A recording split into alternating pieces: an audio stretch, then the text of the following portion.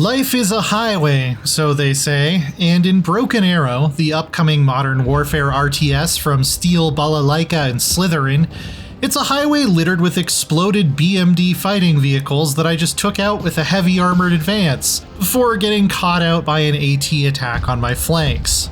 Set in a fictional Eastern European war between Russia and the United States, it has a lot of tactical depth while remaining very easy to control.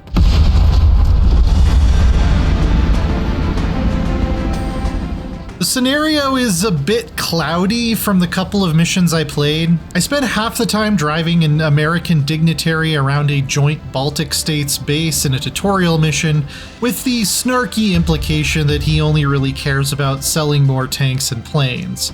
The other was securing a convoy route to Kaliningrad.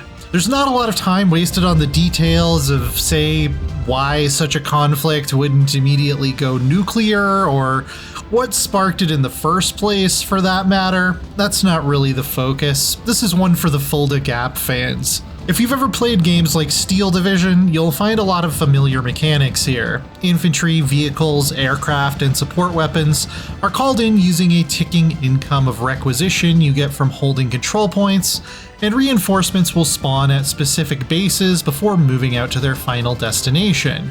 Thus, a lot of attention has to be paid to making sure the way to the front is secure, or you might get sniped trying to bring in fresh troops.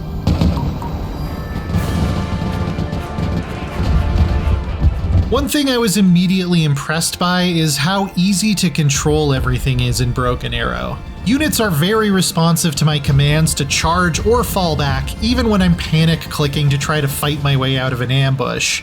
There are several targeting options for artillery, all of which are intuitive and easy to use. You select a munition, how long of a barrage you want, then draw a line or mark a spot and watch the shells fly. Aircraft have semi-realistic maneuverability stats, so you have to think about leaving room to turn around between strafing runs.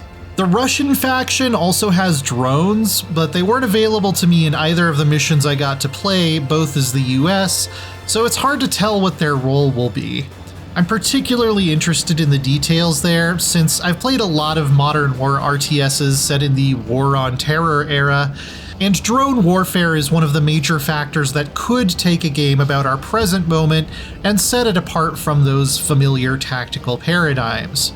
I did get to play with some attack helicopters, which are just as responsive to commands as the other units, and have a stealth mode where they can fly much lower to avoid detection at a sharp cost of speed.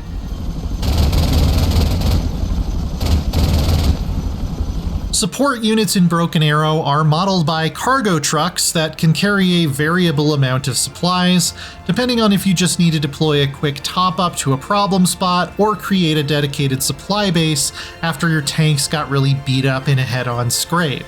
Once the supplies are dropped on the ground, they create a small circular repair aura that will deplete as it automatically gets any vehicles inside it back to factory shape.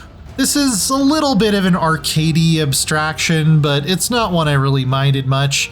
The fact that we're taking into account the need to bring supplies to the front at all is nice. Infantry are especially fragile and easy to suppress in Broken Arrow, to the point that I didn't find myself using them that often. They can be garrisoned in buildings, but any amount of enemy armor pressure seems to make light work of dislodging them. At least in the missions I played, there weren't a lot of opportunities for firefights in the streets, going house to house to capture a village, or holding the line with rifle squads. The focus seems to definitely be on the vehicles, but that could have just been a product of what this particular demo chose to show off.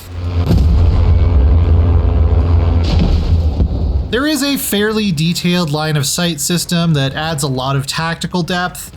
On one training exercise, I was able to park my tank in a bit of sunken ground where the enemy couldn't see it, peek out to take a shot, and then reverse back into my hole where I was safe. In another battle, I basically used a highway overpass for cover in a tank duel. A lot of weapons have longer effective range than their vision radius, making scouting valuable. Indirect fire is also a consideration, although I only had access to some lighter mortars in the demo. I'm very interested to see what heavier options are available and how they could open up more possibilities. Even on max settings, Broken Arrow does have a little bit of a budget look to it. The explosions are great, but the vehicle models are a bit flat with fairly simple clay-like textures that don't really react to light in a way that makes you go, wow. This isn't exactly a Microsoft Flight Simulator quality replica of the F-15. But I'm generally playing so zoomed out that I'm not nitpicking those little details anyway.